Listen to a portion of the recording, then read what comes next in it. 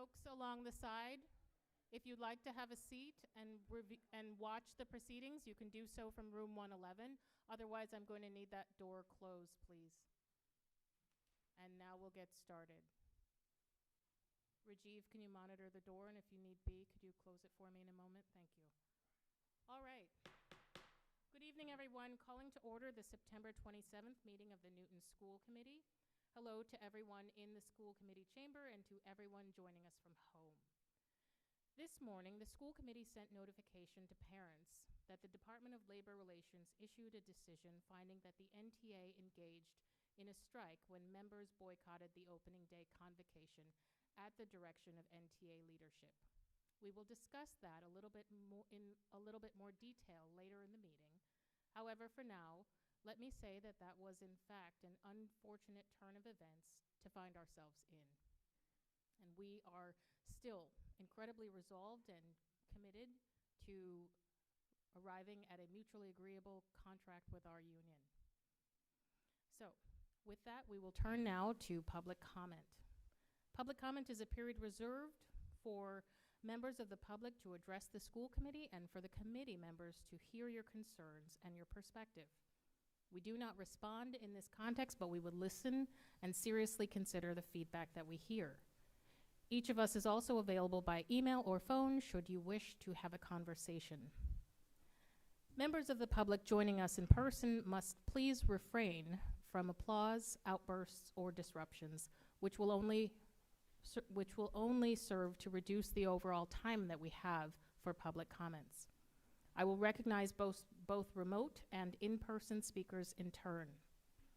Remote speakers, please ensure that your Zoom name matches the name that you use to request to speak. That's how we will identify you. And in-person speakers, I will call names from our posted sign-up sheet, which is in front of me. When called, remote speakers will be able to unmute, state your name and address, and take up to 3 minutes to share concerns with the committee. For in-person speakers, when called, please take the microphone at the table before the committee, state your name and address, and speak your concern to the committee. Both groups of public commenters will receive a 30-second verbal warning from our Vice Chair, Kathy Shields, before your time expires. Our first remote speaker is Risha Sheena, followed by Kevin Yang. Oh, they're not. Sorry. Oh, okay. Risha, please take the table in front of you, or in front of us, I should say. You may begin after you state your name and your address. My name is Sorry, Lisa. My name is Risha Sinha, and I live on 21 White Ave. I just want to start by saying good afternoon. I'm a junior at South. I'm also on the Lions Roar, and I've met a couple of you in kind of a journalistic capacity. But today I want to talk to you in a completely different vein. Forgive me, I'm a little bit nervous. But I'm a part of the group Students for Teachers that wrote the sheets that were handed out during the South and North Back to School nights and the pamphlets that were distributed in the high schools. More importantly, I've been a student at NPS since kindergarten, and in these 11 years, my teachers have made an incredibly deep impact on me. Starting from kindergarten, Miss Sheehy, who's here today, nurtured my love of reading and gave me her old books. In middle school during the pandemic, I lost a lot of family members, and my 7th grade history teacher, Miss Wilson, would sit with me and supply me with tissues during her lunch period.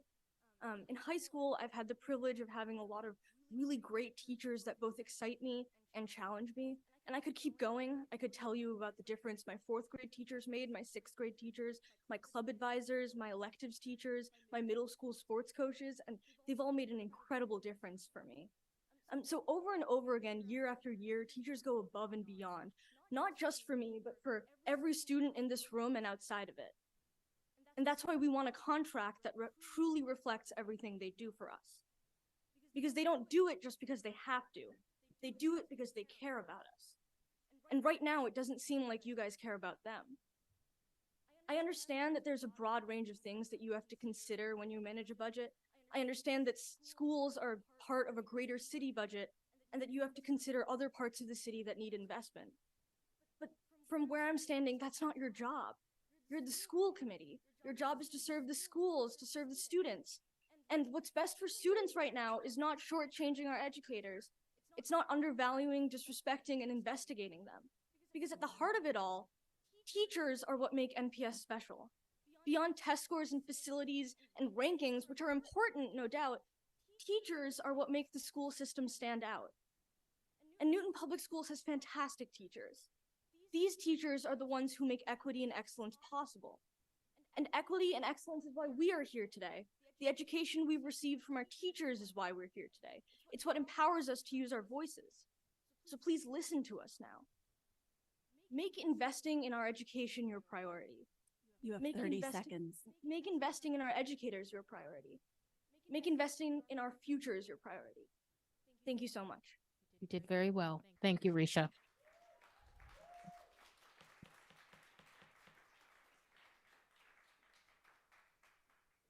As a reminder, our overall time for public comment will be reduced the more I have to pause to make these announcements.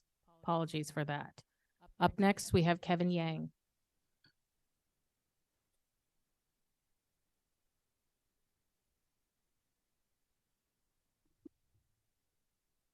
Good evening. My name is Kevin Yang. I live on 41 Champa Street. Dear teachers, students, and school committee members, my name is Kevin, and I'm a senior from Newman South High School.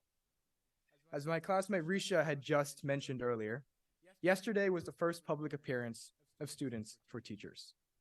Across Newton North and South, we scattered 2,000 pamphlets asking students a simple question. Why are the roofs leaking? Why are my teachers stressed? What's up with this contract? In a digestible bifold, we provided students a straightforward way to get up to speed with the negotiations. Our goal was to start a conversation. And it worked. The cafeteria was abuzz, web traffic went up, our Instagram following grew 12-fold. And so last night, as I sat at my desk scrolling through the recent followers, I smiled at a familiar name, Mary McDonald.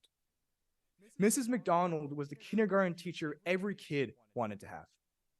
Her ladybug colony was always the healthiest. Her classes were always the first to clean up, and her story times could have won her a Tony Award. And as I sat at my desk last night and saw her name, those countryside memories resurfaced.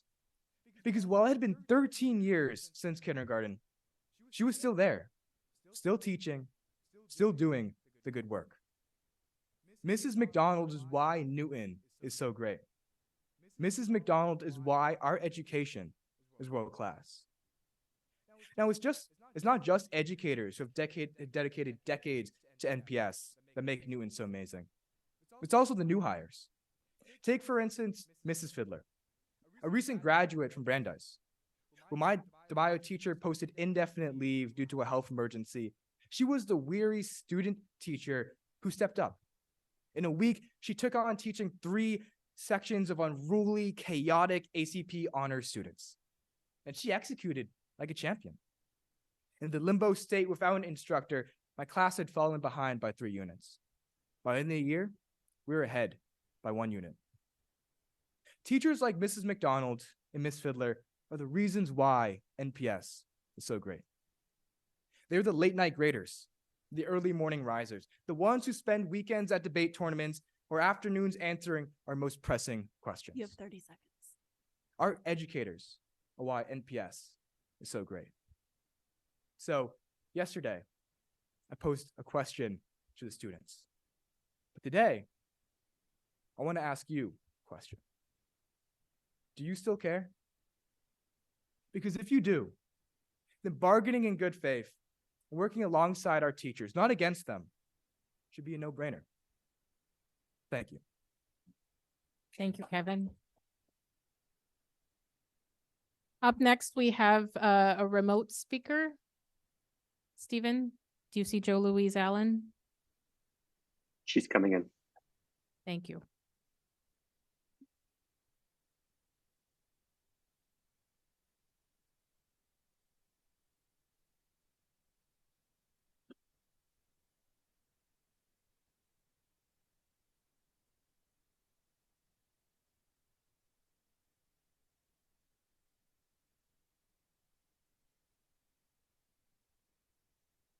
How's it going, Stephen? She's there. Okay, Joe Louise, if you are speaking, we cannot hear you.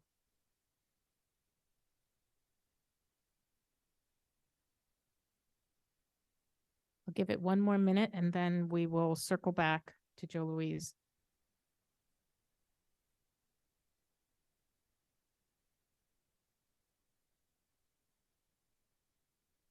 Let's see if she's unmuted. Yes. All right, Stephen, please let unmuted, Joe but Louise she's not stand there. by.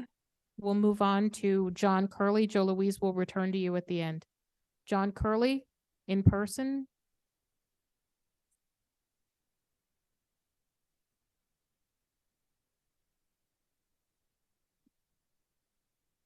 Hi, John Curley, 64 Apache Road in Bellingham. I've been an employee of the Newton Public Schools for the past decade. When I first came to Newton, friends and former colleagues would always remark how lucky I was to work here. You know, and I'm so proud of the students here tonight. You all are the current and future voters of Newton. And I hope you all remember what's happening here in these contract negotiations, because you get to elect who represents you on this board. Listen, I don't want to be here tonight. I'm tired. I'm tired because since the last prolonged contract negotiations, a lot has happened to my family. We welcomed our second child in February of 2020. Shortly after she was born, she was diagnosed with cerebral palsy. As any parent of a child with a disability can tell you, there are a lot of unplanned and lifelong costs. Therapies, doctor's appointments, surgeries, etc. Fast forward a bit to shortly after celebrating our daughter's first birthday, my wife said to me the 6 words that will haunt me for the rest of my life. Hey, will you come feel this? That moment started our still ongoing 2.5-year journey with advanced stage breast cancer. No one plans for cancer, especially not at 38 and with 2 young kids at home. Another financial catastrophe. Fast forward to 2022, our son was struggling in school, his mental health rapidly deteriorating. We needed to get testing to prove to the school that he warranted an IEP. More unplanned costs, but we figured it out. We did what was right for our kids and our family. Now, my story is just one of many of the members of the NTA who show up day in and day out for your children and your families. It's past time you start showing up for us and ours. You know, I mentioned I'm tired, but what I'm the most tired from is the nonsense that we don't have the money. It's insulting to those of us who truly don't have the money. It's insulting for those of us who get up day after day and have to figure it out, have to make the hard choices. You know, Merriam-Webster defines gaslighting as the act or practice of grossly misleading someone, especially for one's own advantage. The way that this school committee continues to dish out lip service to the NPS employees, particularly Unit C members, is toxic. And it certainly doesn't make me feel lucky to work here anymore. But you all should feel lucky that we still do. Up next.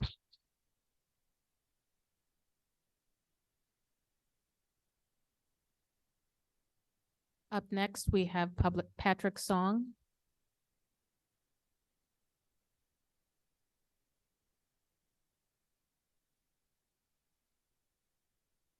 Patrick Song, 41 Janet Road. I'm here to talk about this $50 million in free cash. We need to see more advocacy from the school committee to deploy those funds for the system that's much needed. And I want to direct my remarks to the mayor. I understand matching duration. I'm an operating finance professional. I get that we need to match one-time uses, one-time funds, recurring uses. I get that. I think everybody gets that. Well, the system has one-time needs. There's a lot of families that are still suffering from kids are still suffering from pandemic learning loss. We should set up a tutoring program for that. That doesn't have to be permanent. We should be funding like the Forest Man renovation or Lincoln Elliott, using more of the funds that have been earmarked for that. Use the free cash to fund that so you can free more money in the operating budget so that we can do things like restore the kindergarten aides, which was cut by this school committee. I understand because the mayor didn't allocate enough money, but that's a violation of the current contract.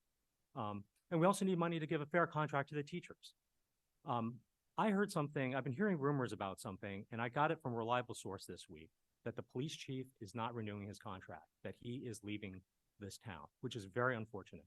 Because as a member of the Chinese American community, we're very appreciative of Chief Carmichael and his efforts to find those series of home invasions and burglaries just a few years ago, and they end up catching the perpetrators. We have, in our new superintendent, we also have a superstar. You need to get her the resources to set her and her team up for success. Thank you. Thank you, Patrick. Stephen, let's try Joe Louise at this time.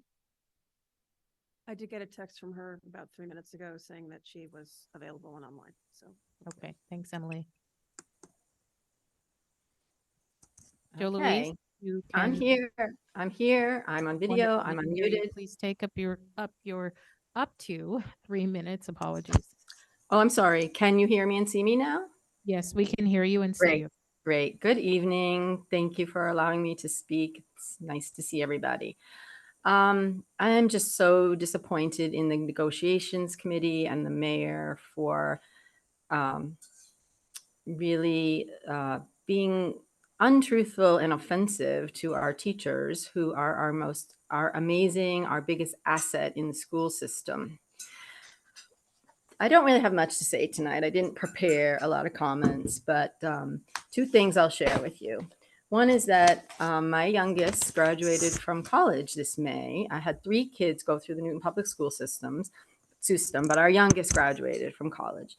And in downsizing and making their room more hospitable to guests, I found a lion's roar. And you heard from a really intelligent lion's roar editor as your first commenter tonight.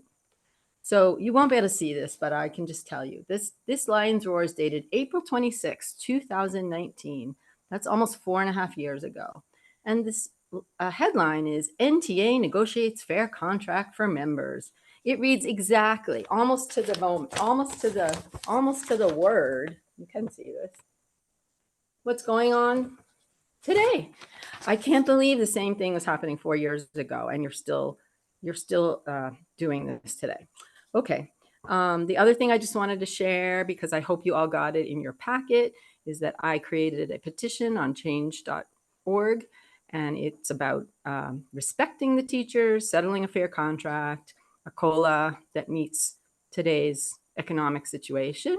And I asked Lisa Mazzola to give it to you, and I had got 416 signatures and about 30 comments from staff, community members.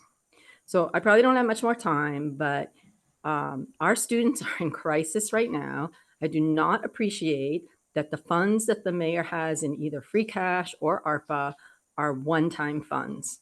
We need to put mental health counselors back into the schools. And even if next year you find out that you're in a budget crunch and you have to lay off people, our students are going to be hospitalized, increased suicidal ideation, anxiety, depression. This is all post-pandemic, and our students need services. And you can cut faculty and increase class sizes, and nobody's happy about that either. But it is critical that you use money and do not hide behind, we can't spend this because it's one time. Because you can, if you don't spend it this one time, you're going to lose students. There's going to be more psychiatric issues. And, that's really all I have to say. Wake up and please put money. The budget, I was told, is only a $4 million gap. So you can put $1 million or $1.5 million towards mental health supports in our schools. Thank you, Thank Joe you. Louise. Up next, we have Andy Donnenberg.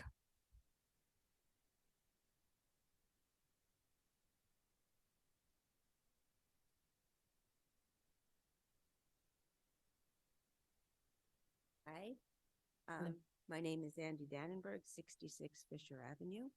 I'm today reading a prepared statement by a Unit C member of the Newton North faculty.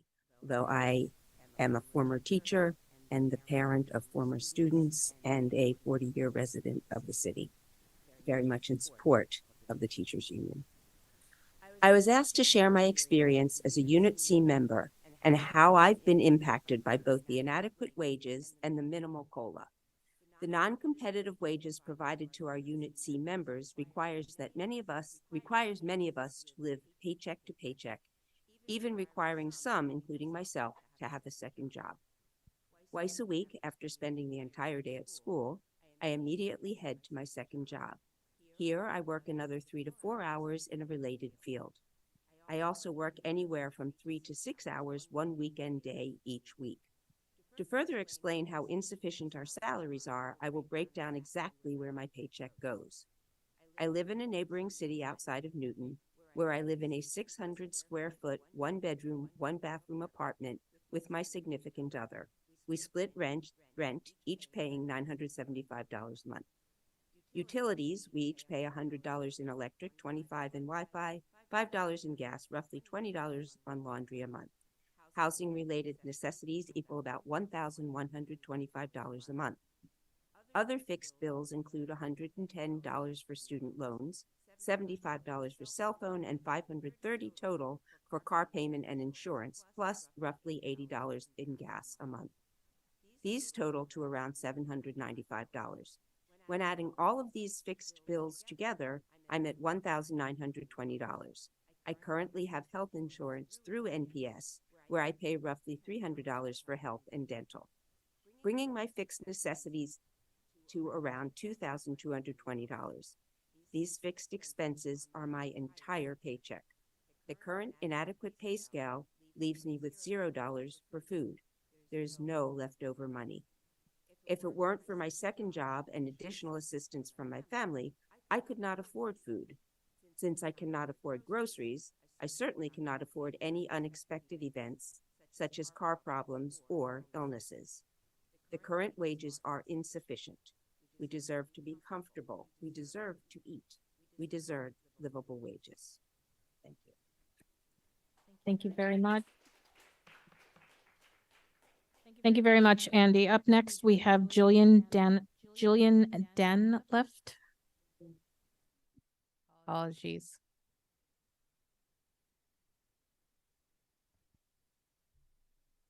Good evening. My name is Jillian Van Delft. I'm a licensed independent clinical social worker serving in my 9th year as a medical counselor in Newton. And, you know, I just want to say you are uniquely in a position at this point to determine the quality of our lives. And, you know, I'm a Unit A staff. I'm just imagining what the Unit C staff are going through, listening to that story. But you're all in this position, right? At least in part, but probably in a huge amount because you had good teachers, because you had people in your lives that believed in you, people in your lives that taught you the skills you needed, perseverance, people who met you where you were. And so this is basically what we're trying to do. This is the toughest our job has ever been, I'm sure, in any of our lifetimes because of the pandemic and other things that go on, right? This is the hardest it's ever been. And our job is to prepare these children to inherit this planet that we're destroying. That's not an easy task, right? So I'm thinking we deserve not only to survive and have food on the table, we deserve to take vacations. We deserve to sit back. We certainly deserve to not need a second job. But just to throw out there the second job, right? I think everybody knows, it's fair to say, that 1 hour of planning or 1 block of planning a day is nowhere near sufficient to get the job done that we do. So, you know, without even having to say it, you know that we're doing this during nights, weekends, summer, vacations. We're always working. We're always preparing lessons and doing things, right? So if we end up in a situation that we have to have a second job, that's going to affect the quality of our work. Because I'm not going to work, you know, be wait staff and come home at 10 o'clock at night and be worrying about planning another lesson for the next day. And to the extent that we pay money out of our pockets, everybody, we pay money out of our pockets to supplement curriculum and other things. So we'll work a second job to fund our current job. I mean, our initial job. I mean, I'm sorry. So, and I think at the end of the day, we deserve, it's a noble job. The world functions partially, or our society functions in large part because of schools, right? Because of teachers, because we're turning out people who, oftentimes are being treated as cogs in a wheel. We're like a species on a planet. No other species has to do all this nonsense just to survive. So we do all this. We deserve to play. We deserve to go home and be comfortable and relax and not have to worry about, where the food on our table 30 is coming. seconds. But the other question I have is why now? I don't understand why now. We just had a pandemic. Things are harder than they've ever been. Inflation is off the charts. The Fair Share Amendment, passed. And there's this money floating around that we keep hearing about. Why now? I just don't understand. Thank you, Jillian. Up next, we have our last public commenter for tonight, Matthew Weiner.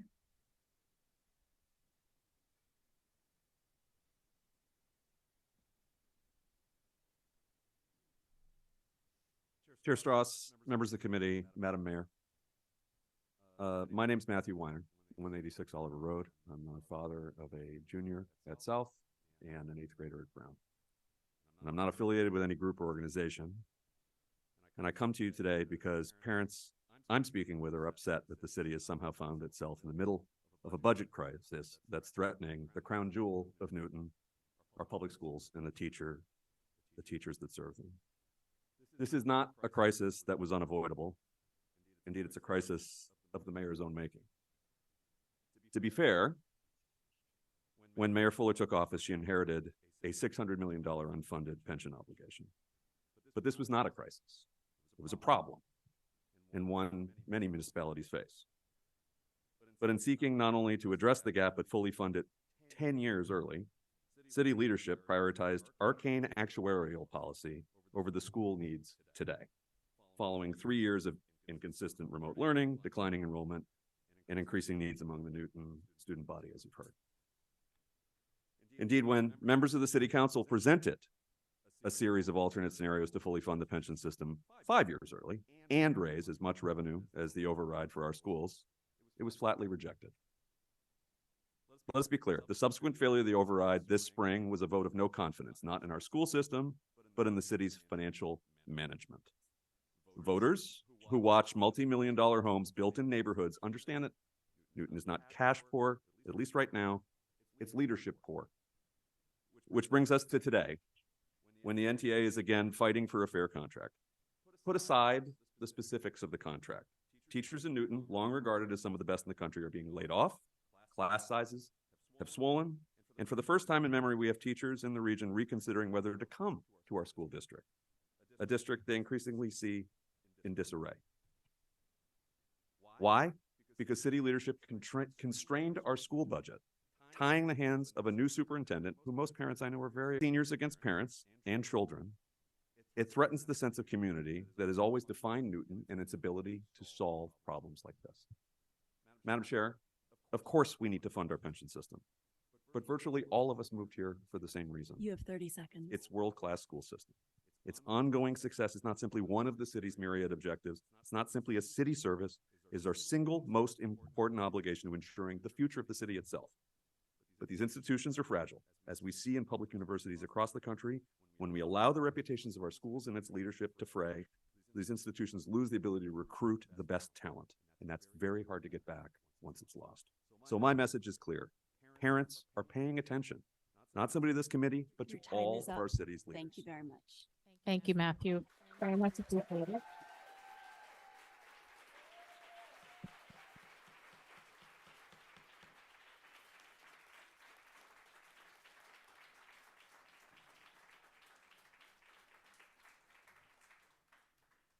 Thank you, everyone. Our public comment is now closed. We appreciate hearing the perspective of everyone who spoke.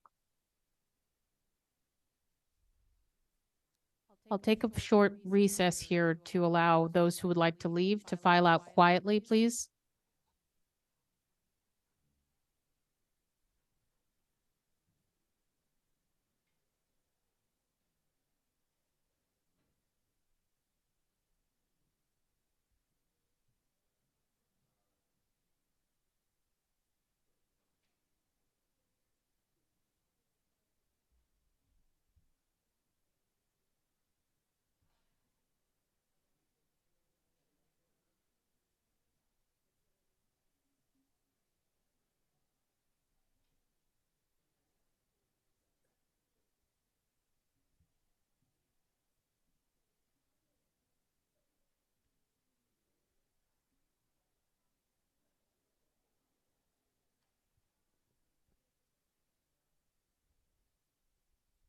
Thank you for coming.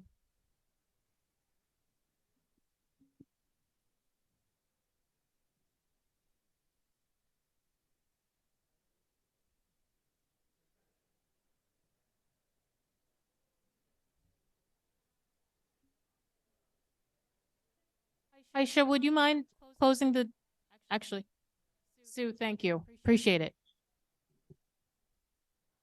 All right, so.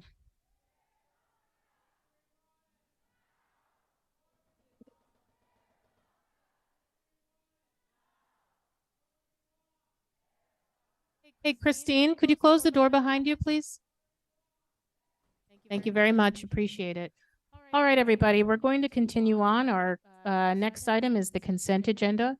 Here we have approval of the revised policy EFD for charge and collection of payment for school meals, detailed in a memo from Amy Mistro, our Director of Business Operations. We also have approval of the FY24 school committee calendar and agenda items, advice on forums. Here, I do want to flag one small change to the start time of the October 11th meeting at 7 o'clock to accommodate the mayor and the superintendent's attendance at the start of a community meeting on interrupting anti-Semitism and hate in our community. We also have approval of the buffer zone vote detailed in a memo from Casey No Miller, Assistant Superintendent of Student Services, and Katie Hogue, Chief of Data Research. Approval of international and overnights out-of-state field trips detailed in the memo from Superintendent Nolan, and approval of the Newton South High School class of 83 one-day liquor license. Have fun. And approval of the draft minutes from September 11th with a special nod to Lisa Mazzola for being all caught up on minutes. All right, so does anyone wish to remove an item from the consent agenda? Go ahead, Chris. I just have one really quick question on Yep. the buffer zone. Yes. So, all right, we'll pull that out and we'll vote on it and allow the asking of the question in that process. Any other items to be pulled out of the consent agenda? Emily? No? Okay. So is there a motion to accept the consent agenda? I move that we accept the consent agenda. Thank you, Emily. Is there a second? Thank you, Rajiv. We have a motion and a second, and we will now take a roll call vote on all items except the buffer zone item, which has been pulled. Ward 1, Yes. Ward 2, Yes. Ward 3, Yes. Ward 4, yes, Ward 5, Yes. Ward 6, Yes. Ward 7, Yes. Ward 8, Yes. and Mayor Fuller. Colvin Paul, sorry, Mayor Fuller, I apologize. I just want to note that your audio is a little muffled. So just correct next time. Okay, so the item that was pulled from the consent agenda was the approval of the budget of the buffer zone. Chris, would you like to tell us what was your question? Yeah, this should be super quick. I had asked this question last time. I just don't think we got an answer to it as we're voting on this, does it make sense to include the other two adjacent districts to provide us maximum flexibility as, you know, this thing evolves? Anna? So we did discuss this. I don't know if this is on, but we did discuss this, and the feeling was, given the low projection right now, that this was sufficient, but that we can bring this back at any time should that number expand to change the buffer zone again. Perfect. That's fine. I just wanted to make sure it was discussed. Thank you. Great. Thanks for flagging. Let's take a roll call vote on the approval of the buffer zone as detailed in the memo from Casey Miller and Assistant Nolan, Assistant Superintendent. Sorry, let me start that again. Casey No Miller, our Assistant Superintendent of Student Services, and Katie Hogue, our Chief of Data Research. I still can't get used to that new title. Do we have a motion to approve the buffer zone change? Move we approve the changes detailed. Thank you. Chris, do we have a second? Thank you, Rajiv. Ward 1. Yes. Ward 2. Yes. Ward 3. Yes. Ward 4. Yes. Ward 5. Yes. Ward 6. Yes. Ward 7. Yes. Ward 8. Yes. And Mayor Fuller. Yes. All right, thanks, everybody. That motion is passed. Up next, we have the superintendent update, and I'll turn it over to you. So there's two memos before you. One is the follow-up memo from questions asked last time, and this is the follow-through. I think it's pretty self-explanatory, but for the public, there was a question about how many students opted into the new BYOD. Would parents have access to upcoming panorama screenings? What lessons for disability awareness and inclusion were being included in the first 6 weeks of school? What is the $37,000 of disability awareness curriculum monies in the budget being used for? And then there was a question about SRO biographies and trainings that SROs receive. And so that is in your follow-up memo there. I'm happy to answer any questions about that. And just for the public, all of these items are posted publicly. Should you too want to dive into the qualifications or biography of our SROs or whatever else. The second, I'll wait. Any questions for Anna? Go ahead, Rajiv has one. Go ahead, Rajiv. So thank you for the follow-up on my question regarding the funds and what they're being used for. So I did want to point out they're being used for purposes we hadn't actually authorized. And then in terms of what's being listed, given that it's a curriculum that's at the elementary school, unless we're going to be putting child labor to work, job coaching is a surprising addition to what we'd be using the funds for. So I appreciate the response. I don't think it necessarily gets to what was intended. We can follow up later, not in a school committee meeting. Thanks, Rajiv. Others? Go ahead, Ping. And thanks for sharing the first question. Will students, parents receive those results?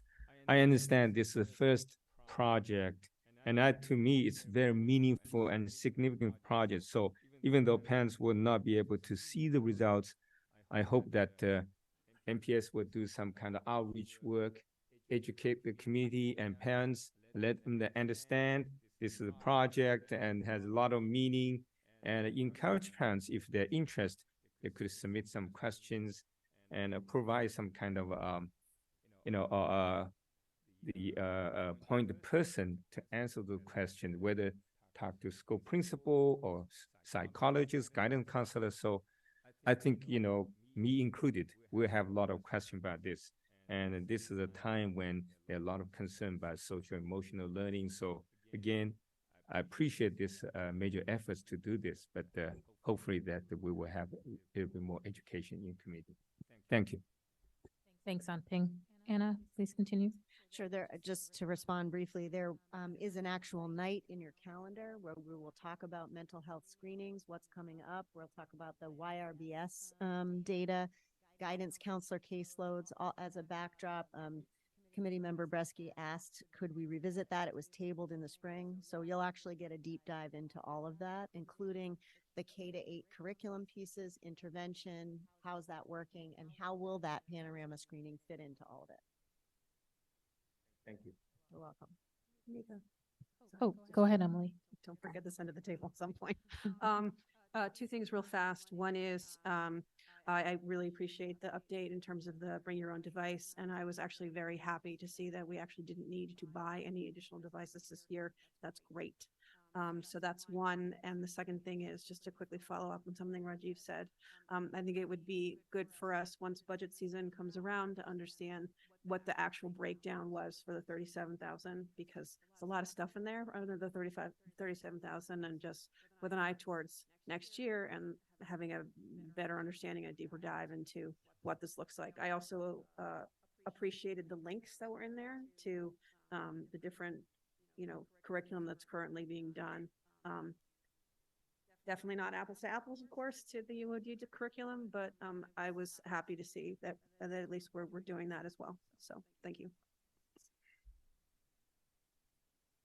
Okay, so the second memo is fresh. It's fresh update of what's happening right now. I sent out a memo to families today, just sort of summarizing, I'm trying to do 22 schools in 22 days, trying to be at every school and try to meet most of the people in the buildings. That's harder to do, obviously, at the larger schools, but trying to be there.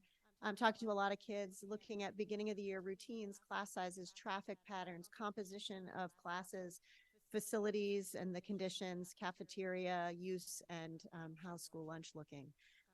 So lots of different pieces of feedback, and it'll all come into my entry plan that's coming your way in October. So I'm really excited to see, and just the sheer joy in the schools and the level of engagement of students. I mean, as the New England Superintendents Association president, I'm in a lot of states and a lot of schools, and I just have to tell you all the things we heard tonight are true. It is a magical place to go to school in the Newton Public Schools, and not magical like hocus pocus, like systematically strong teaching, strong relationships with kids on a mission, kids growing, kids finding their passions. And I just want to say how much I appreciate all that the unit members do, all that the leaders do, and all that the parents do in order to have that amazing back and forth.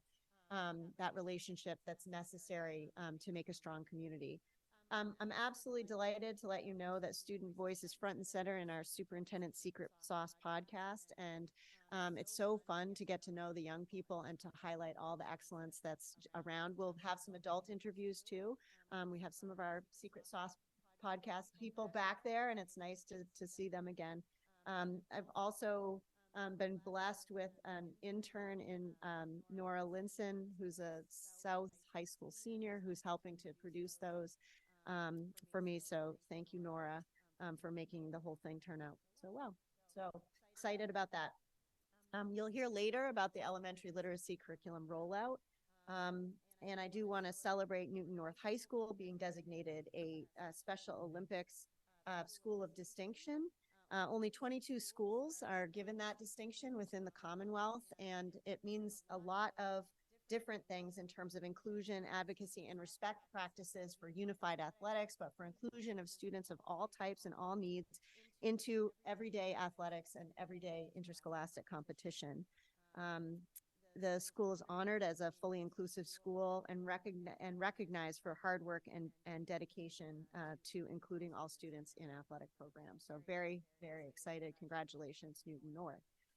I do want to congratulate two of our leaders in the district, Renee McCall, who's the Assistant Superintendent for Teaching and Learning, and Lisa Gilbert-Smith, our METCO Program Director, who have both been accepted into the state's prestigious Influence 100 superintendent training program. In the past 3 years, we've moved our administrators of color in the state from 4% to 11% using this program. This is my 4th year as a mentor of women in that program, and I'm thrilled to have Dr. McCall and Ms. Gilbert-Smith leading us in this program. The program includes collaboration with districts across the Commonwealth, leaders from across the country, and the Department of Education. So congratulations to them. If you are a Newton North family, especially a family of an athlete who plays on the lights at night, you know there's been a delay in the permanent installation of the lights, but asbestos removal is complete, and the project is moving towards completion within the few weeks. In the interim, we've rented lights, so there'll be no disruption to interscholastic athletics. Across all of our schools, open houses and back to school nights are in full swing. The word on the street is that you as parents and community members have been out in force, and that's great. It's great to see those numbers come back after the pandemic when for so many schools, people were not attending those events. So I encourage you, if you haven't attended yours yet, please do. It's a great way to get back and see your teachers, see your kids' learning space, and also find out what the curriculum is for the year. All of our schools have been participating in school safety trainings and updates, and we as a district, in partnership with our SRO fire, health, and ambulance partners, had a half-day workshop to refresh our expectations for safety and health within the school system. Those principal trainings concluded with case studies and sort of on our feet practical applications, like, so if this happens, what do you do as a principal? And then those trainings go out to the school buildings. We just want to assure the public that in a time of peace right now, that we train all of the time for worst case events and evacuations. And while that's unpleasant to think about, practicing, make sure that students and staff know what to do in times of emergency. And finally, I just want you to know that we're trying to bring the district goals to life. And I just want to point out to the school committee members in particular, the second page of this memo details community forums that you have requested and that I have also heard the desire to have in the community about school safety, restorative practices, and the SRO program, a METCO program overview, and also a family and caregiver math night and mathematics program overview. So that would be like a K-12 walk through mathematics. There's been a lot of questions about what we do and don't do, and it would be our pleasure to showcase and explain what we're doing there. Finally, school committee, you have some homework. You've asked me for some class visits and some site visits, and I've put a schedule together for you. And so those are listed there. It's a combination of helping us with our long-range facilities planning discussions. So they are sites that you have asked to see because you haven't been able to access them easily. And also because we have excellent teachers and I want you to see them in action. And I want you to see them with me so we can talk about instruction, high quality instruction, which is a major part of our core mission. And then finally, publishing just to the community at large. Part of our hope is to develop a profile of a graduate, a vision for what we want every Newton student to have when they leave us at the end of their time with us. And we need a community collaborative process in which to develop that. I've listed the nights this winter when that will happen, and we're looking for volunteers, which will come out in email blasts to the community, direct invitations to faith communities, business partners, and colleges. Obviously, staff and leadership students will be a part of that process as well. Looking to have as many voices as possible in that visioning process. That concludes my update. Thank you, Anna. Any questions or comments about the second half of Anna's update? Go ahead, Rajiv. I appreciate the entire update. I especially appreciate the last 3 items in terms of community outreach. I know a number of these topics have been raised over the past couple of years, and I'm glad to see us taking them on and being transparent and inviting the community to provide feedback and input.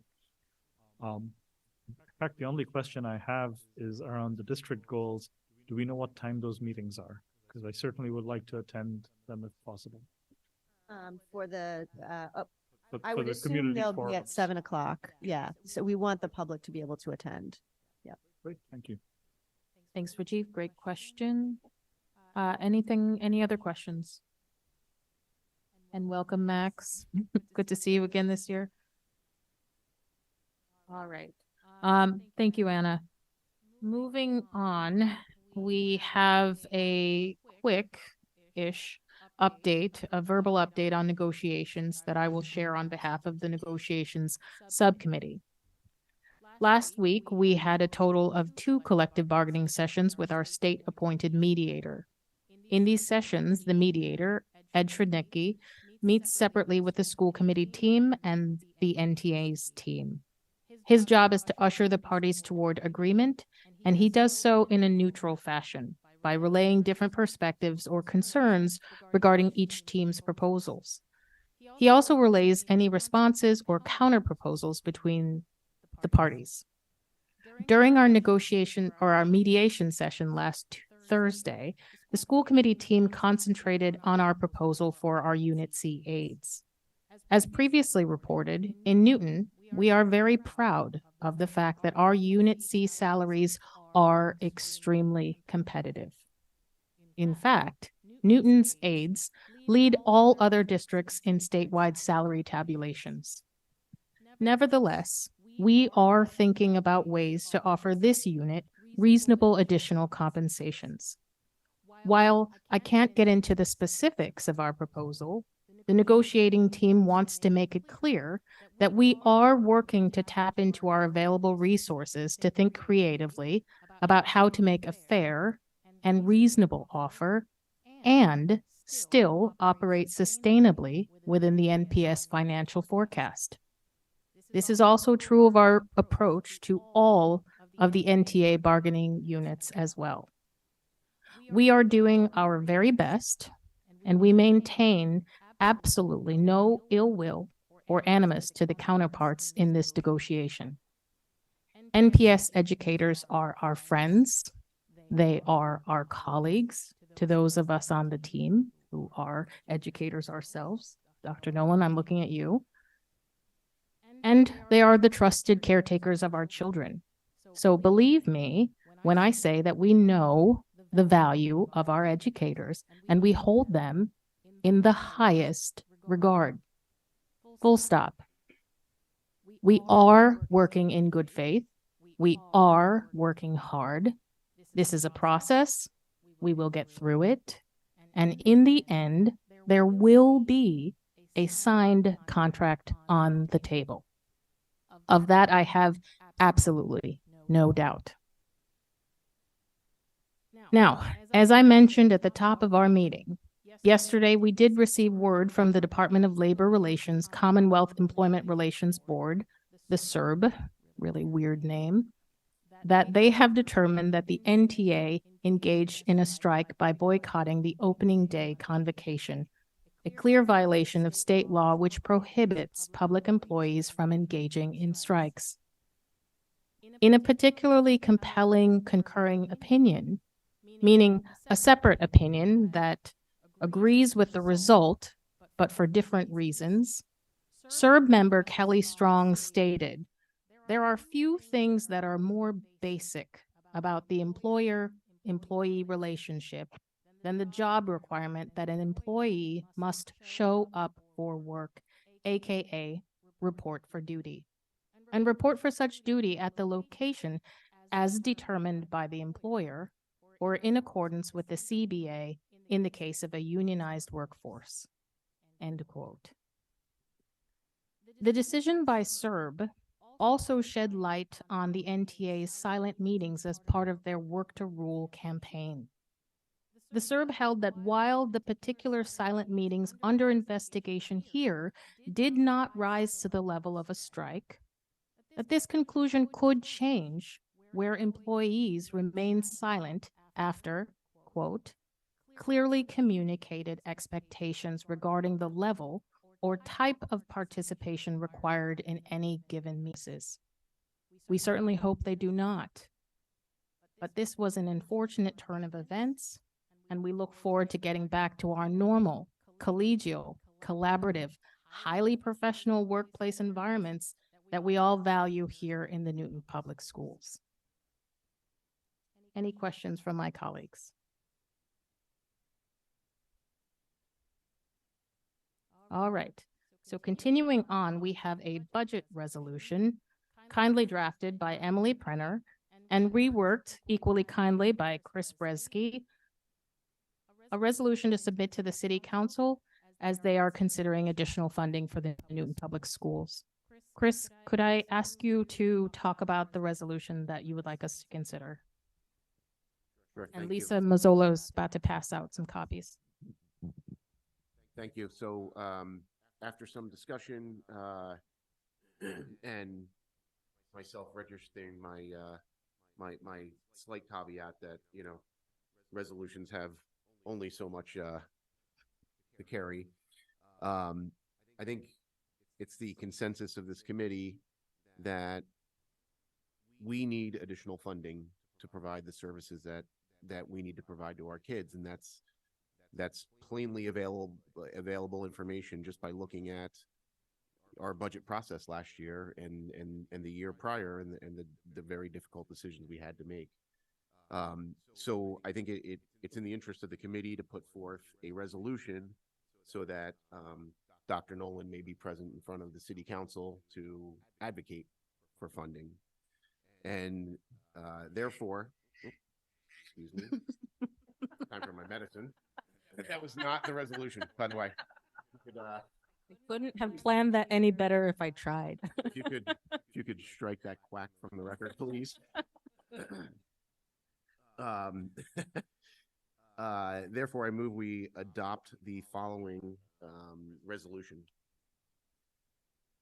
The school committee believes that the Newton Public Schools require additional funding to provide the services that our students need and deserve, and that our community expects. We support all efforts of the City Council and the Mayor to provide additional funding to the Newton Public Schools. Thank you, Chris. Is there a motion following your, I move we adopt that resolution. thank you, Chris. So Chris has made the motion. Is there a second? I'll second. Thank you, Emily, for seconding the motion. Any discussion from the members? Hearing none, seeing none, we'll now take a roll call vote. Ward 1, Yes. Ward 2, Yes. Ward 3, Yes. Ward 4, yes. Ward 5, Yes. Ward 6, Yes. Ward 7, Yes. Ward 8, Yes. and Mayor Fuller. Yes. Thank you. Thank you, everyone. That motion, the resolution passes unanimously. So a quick word about where we'll go from here. Tomorrow morning, I will submit that resolution to the city clerk for the clerk to share that with the city council as a whole. All right. Continuing on, up next, we have a memo from Liam Hurley, our Chief Financial and Administrative Officer, and Regina Moody, our Director of Transportation, requesting the, sorry, I've lost my place in my notes. Requesting additional yellow bus for private school transportation. I knew there was a request in there. Hi, Regina. Good to see you. If I may, Madam Chair, just Yes. a reminder and a refresher for everyone watching for the first time. We have a detailed memo here from Mr. Hurley, and members have submitted questions to us over the weekend, which Mr. Hurley will answer in the course of his discussion now. But this will not be a wide-ranging presentation on buses or private schools. So if you have questions, the questions should come forward. Thank you, Dr. Nolan. Good evening, everyone, and just wanted to thank Regina for being here. Regina and Kristen, the month of August and September, incredibly busy time for transportation, and transporting more than 4,000 students and what they do on a daily basis is unbelievable. If you go into that office, you basically have to make an appointment to try and even talk to Regina. The phone is going off. So this request tonight is for an additional bus to Newton Public Schools. It's outlined here. There's some specific questions I just wanted to respond to that came in. The memo is here and we can answer these questions, but I wanted to just specifically answer these questions that came in.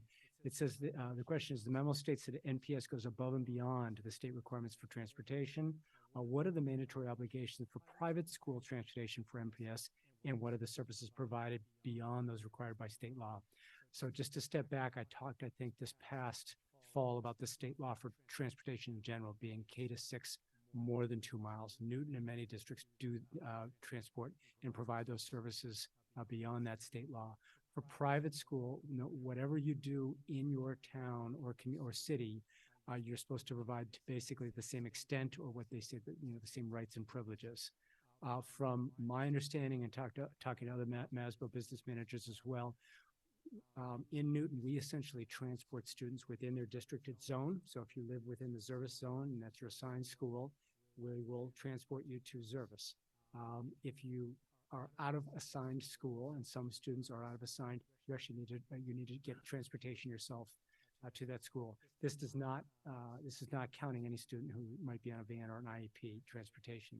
For our private school students, we actually will pick up a student in a different part of town and transport them across the city to their private school that they are attending.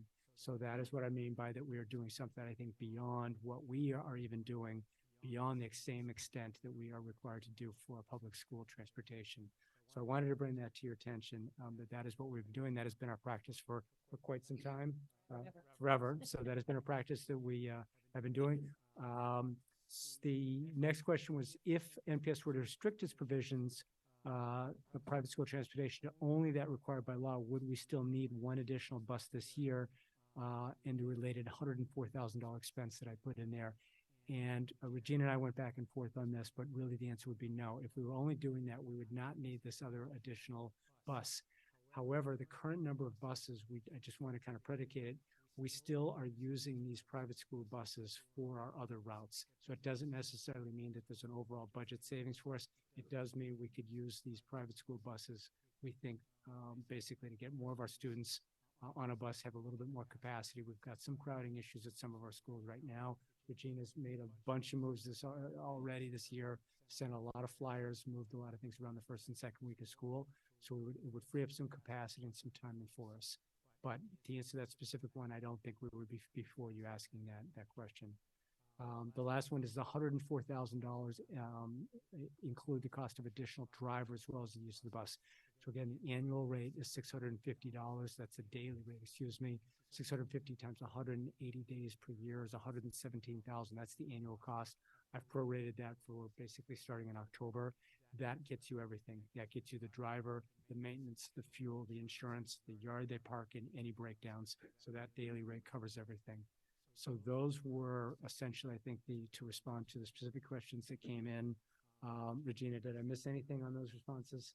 I don't think so. No? All right, so open that back up to you. If I could just add, this will be a recurring cost, however, if the ridership remains the same, and this will be paid this year out of the transportation reserve account, but it will need to be laid into operating in subsequent years. Thank you, Anna. Thank you, Liam and Regina. Questions from the members? Any additional questions? Go ahead, Emily. Quick question. In terms of usage beyond the private school routes, is there any way that this bus could possibly be used to help with after-school sports or other places where we have, through no one's fault in any way, shape, or form, in a bit of a pickle? So. It's not gonna help with the athletics at the peak time that we're experiencing the biggest problem, because the biggest need is at the same time that the athletic buses are needed. It will be used in other areas, though. We have some crowding issues that I can work on around the private school route. Thank you. Sure. Mayor Fuller. I want to say thank you to Regina. I know I'm speaking for all of us. It's an extraordinarily difficult job. You've done it so well for so many years. We're blessed to have you at the helm and doing this. So just never a dull thank moment. you. Thank you. Appreciate that. Thank you, Ruth Ann. Very good comment. Go ahead, Chris. Thank you. So I might have misunderstood this based on what you just said, and I apologize. Maybe just so I can get clarification. So the level of service that we're providing to private school students currently exceeds effectively the level of service we provide to NPS students, in that we will take them anywhere in the city versus, you just go to your home school for an NPS student. Correct. Okay. And if we were to not provide that incremental level of service, we would not require the incremental bus at a cost of $117,000. If we were to basically provide the same level of transportation that we're doing for our public students, we would have very few private school. We would have some private school riders, we believe. So if you are in a district, you live in that district, and your private school was within that district, we would transport you there. But we do not believe that we would need this additional bus at this time. Particularly, one of the routes particularly is we're not able to pick up any more students, and it's running late, basically, very late.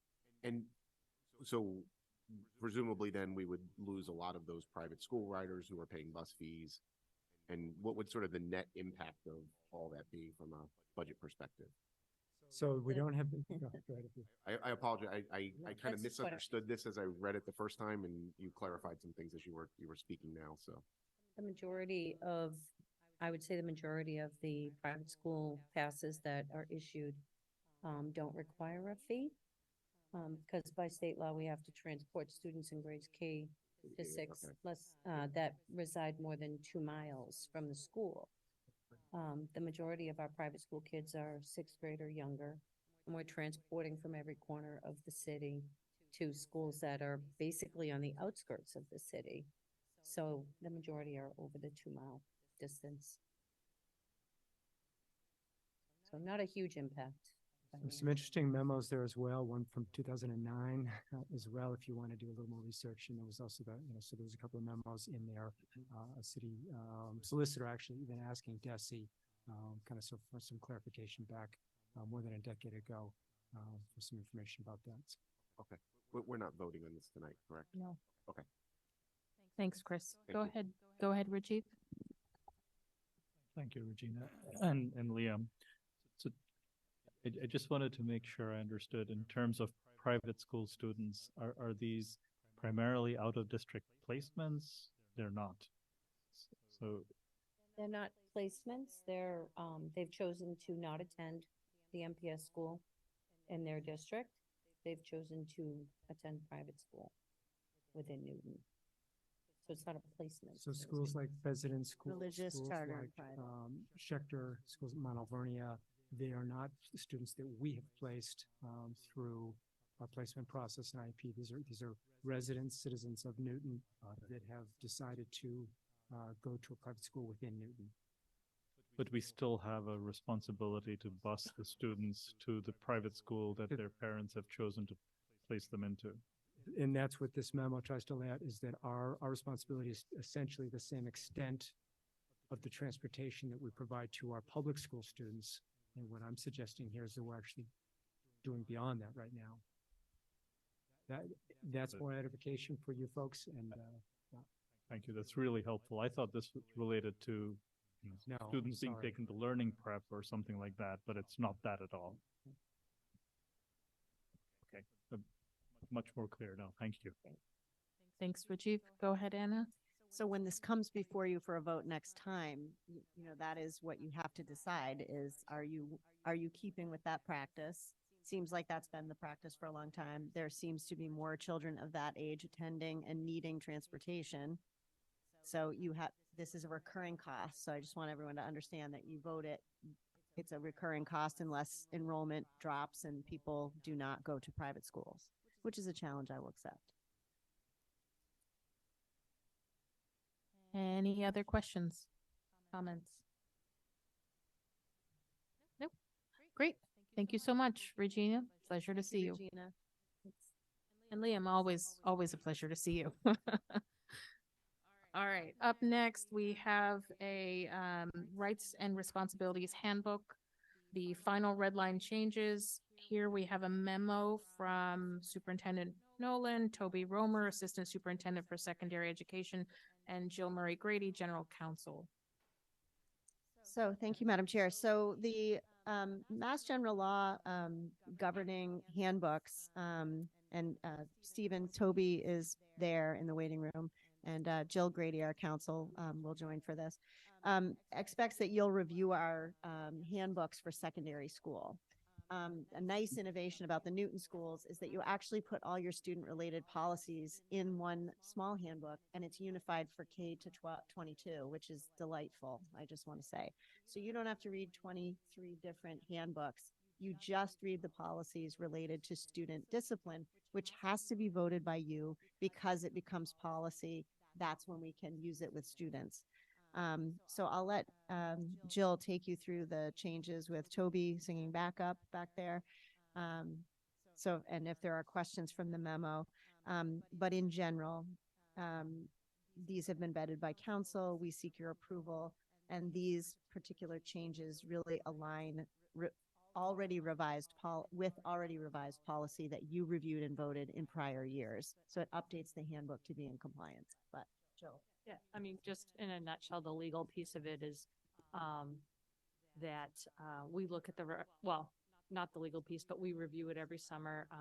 Carolyn Campo does a great job of assigning the tasks to everyone. My job is to look at largely the policies and any changes in law that might impact our handbook. And some were, if you recall, there was a change in the discipline law. Crown Act came out. So those are the types of things that we look at. Make changes to for relevant purposes here. There was a change in student discipline, which is largely in the policy, but really isn't a whole lot in the rights and responsibilities handbook. It just has to do with what administrators need to consider before they potentially exclude a student from school. But we did update that nonetheless. A lot of these changes, unfortunately, we couldn't accept some red lines. So all the formatting ones you're looking at, a lot of them are formatting. Some of them are some pronoun changes from his or her to their. And then I'm going to kick it over to Toby for the other non-legal substantive changes that were made largely by the secondary administrators, including the deans, in response to such things as AI. Yeah, you can see there's a significant chunk of the Rights and Responsibilities Handbook that covers our rules of behavior and discipline for students. And a number of the changes there, as well as in another part of the Rights and Responsibility Handbook, to make more explicit our expectations around academic honesty, and that including appropriate use only of AI technologies, which, as we know, obviously have exploded in their applications in the last year.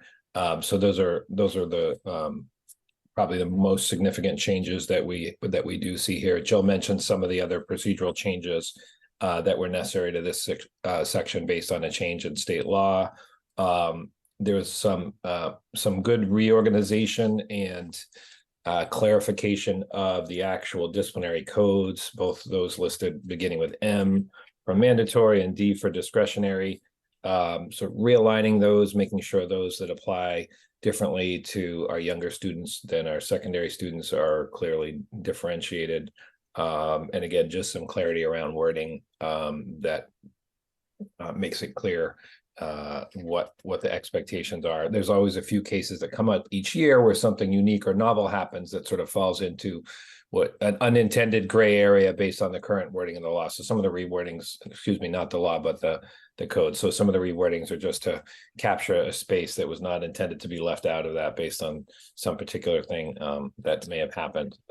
So I think those are the main ones. There's a few other areas summarized in the memo that Jill and I shared, and I think that that captures it. These are typical changes that we do make each year as we continually try to evolve and improve the language here to make it more accessible for students and families, and also more accurate, and keep it up to date and up to times.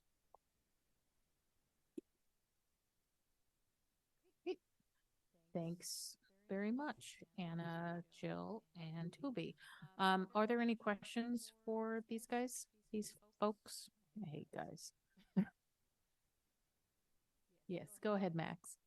As is always true when I make any sort of comments, obviously I'm not as well versed in policy or what the school committee can and cannot do. All I can do is represent what the students think and what I've heard in the schools. And one thing that I was just interested in bringing up was there's a lot of student concern around the prevalence of the unfortunate prevalence of racial and other hatred, kind of events of that kind of hatred, whether that's in bathrooms or on wrestling mats or carved into furniture. And something that has discouraged several students is that you hear about it happening, but then you don't really, there's not a lot of follow-up. And I think that that's partly because it's not legal, or there's some kind of complications there. But if possible, the student body would definitely appreciate some kind of follow-up on actions taken against these hateful acts, so that they don't happen again. Not sure if there's anything we can do about that, but if you can, that'd be great. Yeah, I mean, so you're right, you hit the nail on the head. There's some legal and confidentiality laws around what happens to a particular student, right? But I think what you're getting at more, and I think Toby and Anna can take this back, is the communication to the community if there's an incident that's out there publicly, and what communication is there, follow-up, knowing that they can't say so-and-so was disciplined, but more, this is what we're doing in response. We've investigated it, we've looked into it, and that kind of thing, which I've seen, but it sounds like not as much as maybe it's happening and people would like to know more.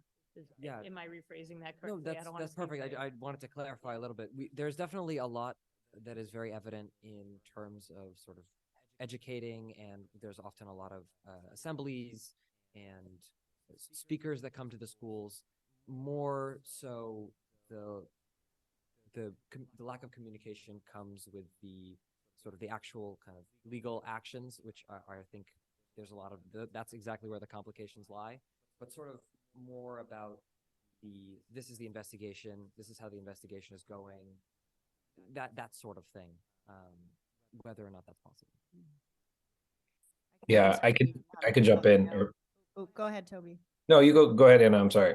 So I can just certainly tell you that all the time when these things come up, reports are made. We actually have to report them as hate crimes to the local police. Then there's usually review of videotape, which takes forever to try to find. And many times there's no finding because we cannot actually find out who did it when, right?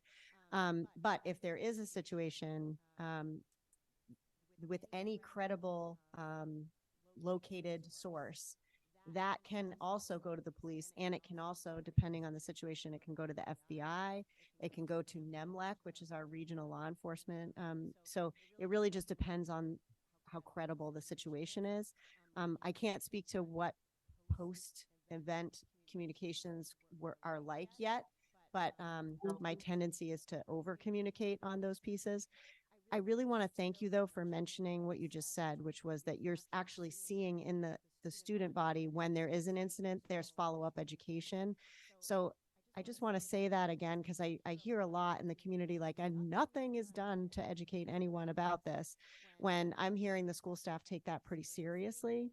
It doesn't mean that one assembly or a series of lessons or books read is necessarily going to transform mindsets, but the Newton schools are really doing a lot, particularly to combat issues of hate and hate symbols around racial discrimination, disability discrimination, and anti-Semitism. Toby, I don't know if you wanted to add to that. I think you nailed the dilemma that we face when we're responding to these issues, Max, and that we would like to be able to give more details often on the responses, but legally we're not allowed to, and we do want to protect the privacy of students involved, as we would for anyone in that situation, but still give enough information to satisfy folks and help them understand how we're doing things. It's a really tricky dance each time we work with our legal groups. Sorry, that's me dinging in the background. And we work with our legal advisors and work really closely with the principals of schools to try to get as much information as we can out in those situations. But it continues to be a challenge, and we continue to hear this feedback from you and students and families that they would like more information. So we're working really, really hard on how to do that better, and again, run into some of those boundaries. When we did redo our non-discrimination protocol in terms of how we investigate and respond to any of the kind of incidents that you mentioned just 2 years ago, a lot of work was done on what the guidelines are for that. So I think we've improved a lot, but again, trying to get to that point where folks get the right amount of information is a challenge. So I appreciate the question. Thanks, Max. Very much for your answer. Thank you. Other questions? Go ahead, Anping. Thank you. This is a very important document, a legal policy document. I just wondering, in the past, when my kids in school, we got a hard copy at the beginning of school year. Do we still send the hard copy to every family as used to be, or they're supposed to Toby answer, download? but I think they're available, but people don't use them, and that's a lot of money and wasted paper, so we largely put it online, but it is translated. I mean, Toby, I'm going to kick this to you. I know it's translated into many languages. That's why we're always getting the reminders to finish up our edits by a certain date so it can get translated before school starts for everyone. And I'm not sure. I think paper copies are available, or certainly can be made available by printing them out, but it is on a few different places online on our website, and I'm sure it's elsewhere. So I'm gonna kick it. Toby, how do we get a paper copy if we're parents? Yeah. We provide paper. We provide a limited number of paper copies to each school in each school office, but we don't distribute them to every student or any family anymore. Given the ease to access the full text document in whatever language you prefer, we do translate to 6 or I think 7 of our most common languages. And so we ask folks to review it online, but we do have a limited number of copies available to each school. A family could certainly request that from their school, and we could provide it if they were interested in that. I would suggest to put those copies at some kind of well-known place, so when parents if asked for that, mostly probably never use that, but just sometimes question comes up. So this would be nice, almost like encyclopedia. You check, sometimes kids missed homework a couple of times, and teacher would kind of a little bit penalize them, and then parents were not happy. Then you have the policy. Let's see what policy will say. And also in terms of translation, do we have kind of standard translation version, or it's kind of Google translated. It's not really 100% official kind of translation. I don't think it's Google Translate. No, we get a full professional translation of the rights and responsibilities. That's much better. You know, Google certainly translation is improving very quickly, but still, but we have official translation version. That's very nice. And again, you know, I hope that the school PTO or principal office will let the parents know for those some new immigrant families, and sometimes they know very little about policies.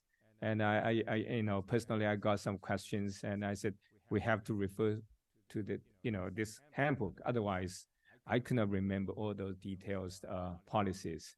So that's very nice, and I hope that the school will encourage parents.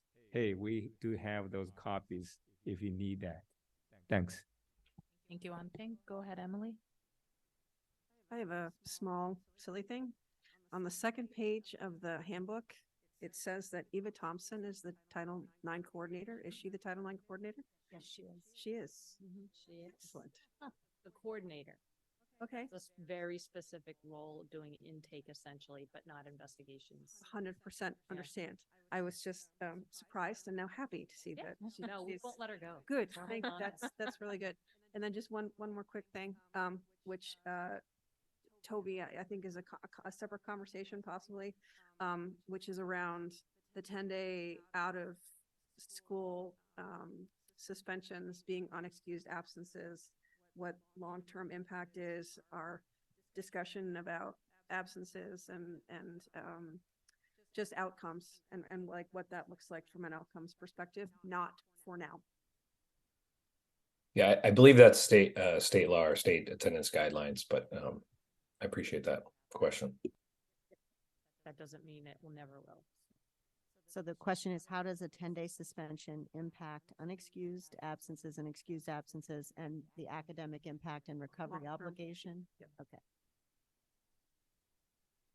Thanks, Emily. Go ahead, Bridgie. I think this is primarily for Toby.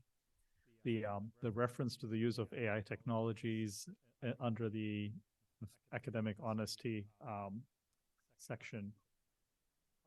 Are we doing anything at the high schools, especially at the high schools, potentially also at the middle schools, in terms of general do's, don'ts, what's allowed, what's not in terms of generative AI or other assistive technologies that may not always be allowed? Yeah, and absolutely. And actually, Stephen Rotendi helped facilitate some terrific professional development, as well as policy and procedure work that influenced some of what went into this handbook, as well as other guidelines and best practices we've been sharing with teachers. So we've been on a roller coaster journey of learning for our staff around generative AI, and then pushing out as well learning materials for our students, and really thinking hard about what frameworks to use, and not necessarily just say no, but in what ways we also want to prepare our students to be fully technologically literate in this new world that is emerging around us, and be able to harness the strengths of that generative AI without allowing it to prevent the kind of learning that we need to have happen at the basic skill level, as they're learning all the skills that AI can make so much more easy and efficient for well-educated folk. And so it's a real challenge for us, but trying to figure out how we embrace it, how we make sure we're knowledgeable about it, and be able to ensure that it's not misused and not used in a way that undermines the learning which we're responsible for in our students. So the short answer is yes, Rajiv. Thanks, Rajiv. Any more questions for Toby, Joe, or Anna on this topic? One more for Max. Yeah, I just wanted to very briefly reinforce what Toby said and confirm that what has been given to the teachers in professional development is definitely making its way to the students. I think almost every single one of my teachers, at least in my experience, has outlined very specifically how they will determine whether anything that you've written was used AI, and what the consequences will be very clearly. So I do think that is succeeding, at least in my experience. Max, you're making us feel really successful tonight. I just want to appreciate that. Thank you for the comments. That's really helpful. And thank you to Toby, Jill, and Anna for giving us all of this good information. We appreciate it. Jill is going to stay seated.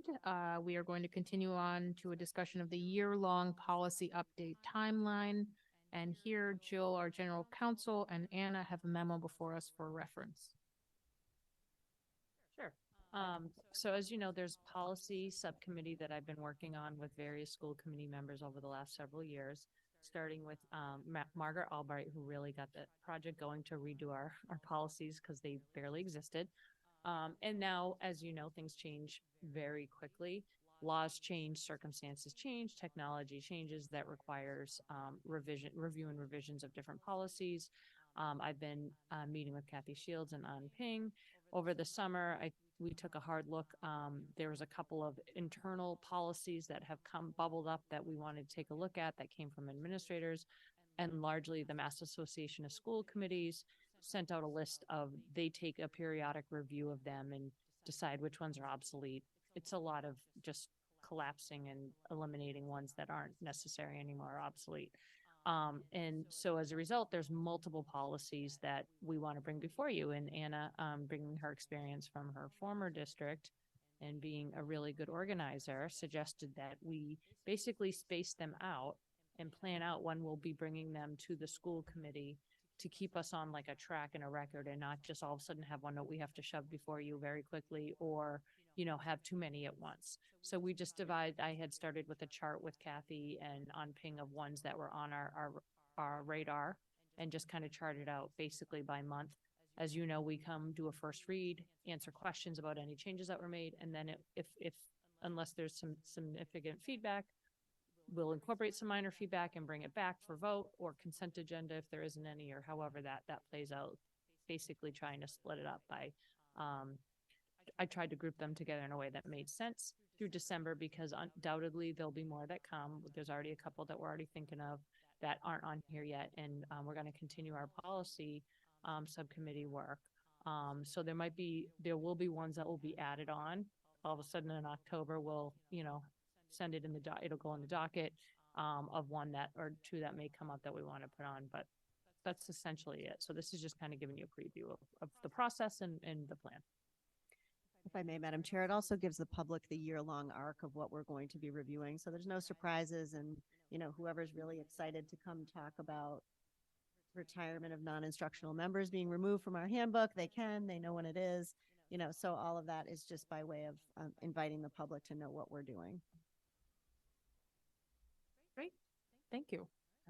Questions for Jill on the kind of the overview, the layout that we have here? Go ahead, Emily.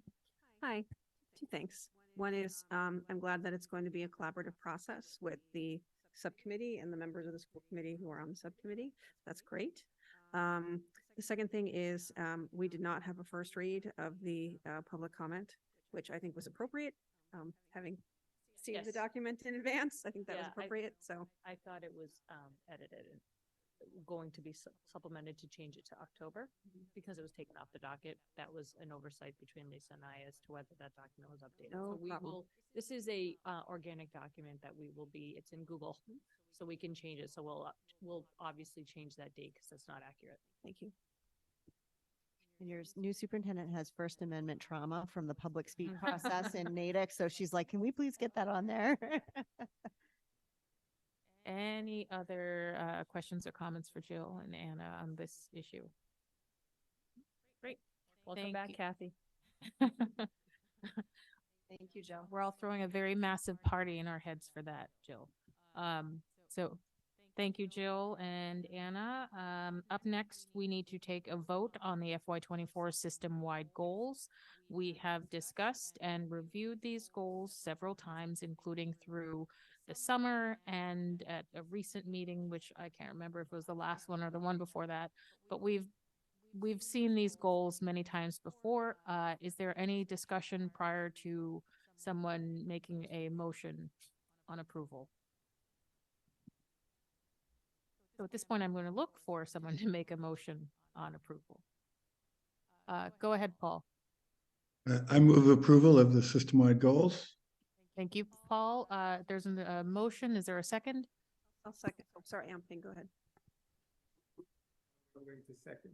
Thank you, On Ping, for seconding Paul's motion. We have a motion and a second, and once again, opening up for any further discussion. Hearing none, seeing none, let's take a vote. Ward 1, Yes. Ward 2, Yes. Ward 3, Yes. Ward 4, yes, Ward 5, Yes. Ward 6, Yes. Ward 7, Yes. Ward 8, Yes. and Mayor Fuller. Yes. That motion carries unanimously. Thank you, everyone. Turning to our next item, it is the literacy curriculum? Sorry. So here we've got a motion from Superintendent Nolan, Renee McCall, Assistant Superintendent for Teaching and Learning, Deanna Liu, our literacy curriculum specialist, and Anna, I'll toss it to you. No motion involved here, just a summary. Very important time for Newton Public Schools after a long process to select a new literacy curriculum for elementary schools. Renee McCall presented to you in the spring about what was chosen and that whole very public process. And we have some good community partners who constituted the Literacy Collaborative, Parent Collaborative, who have still been having robust discussions with us, just lending their expertise, but also asking good questions. And so with their assistance, we've put together this frequently asked questions document, which, some of the folks on here are actually bona fide experienced literacy specialists. So they have like finer points questions than the average mom and dad maybe. But it's all in here. And this document will continue to be expanded as we come across frequently asked questions that parents will have and maybe teachers will have as this new curriculum becomes known to us. I just wanted to update the community about what those conversations were.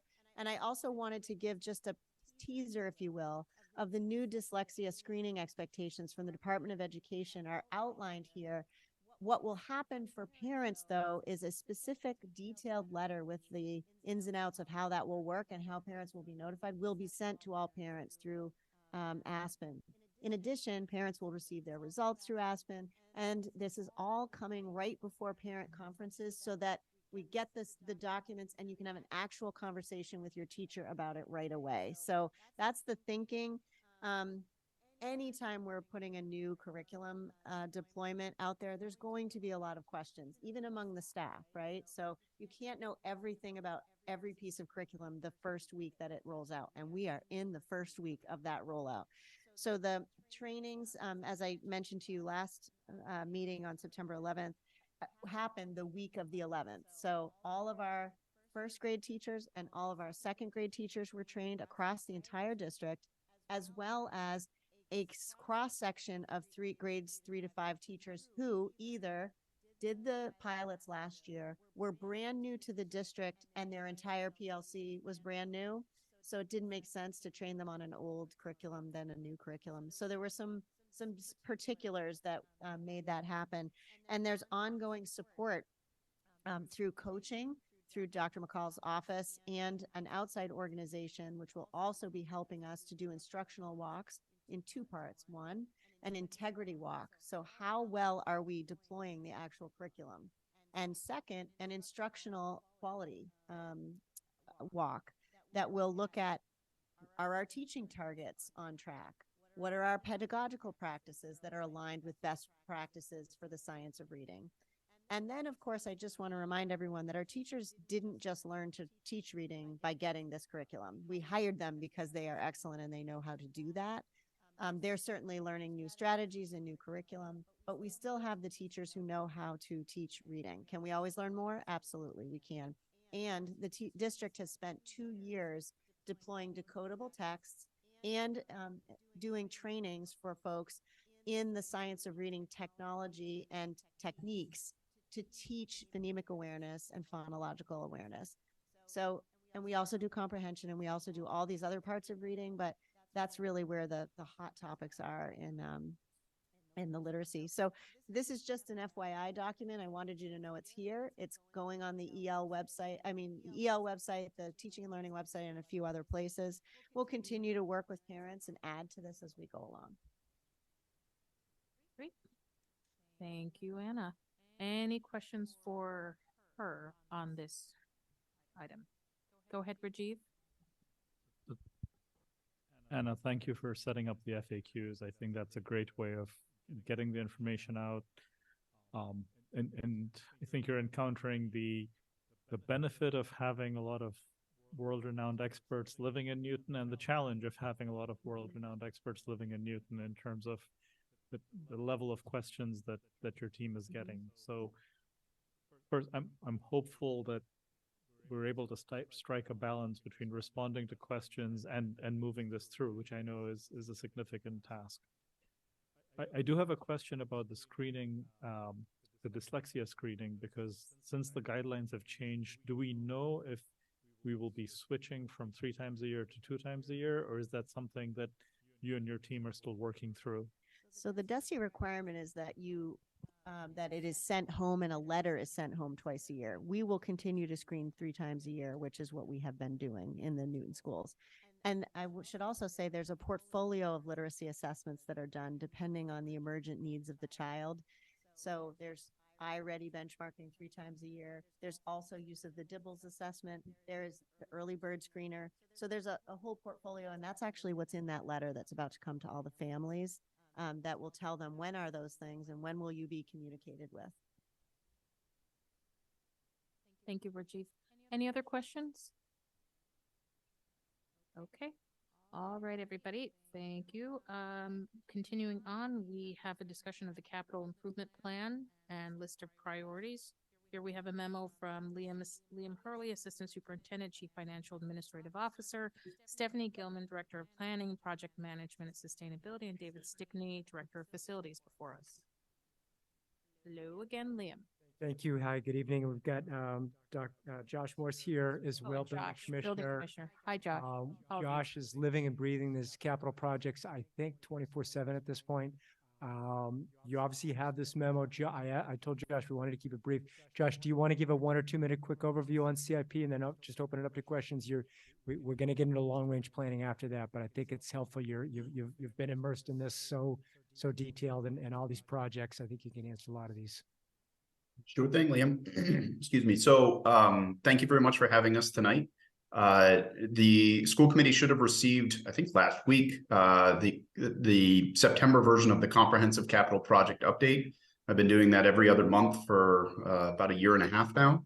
That also goes out to our listserv of about 10,000 residents in Newton, as well as through multiple social media platforms. So we're working hard to make sure everybody stays updated. From a big picture standpoint, so October 19th is our big day for Lincoln Elliott. That's when we'll be opening our general contracting bids.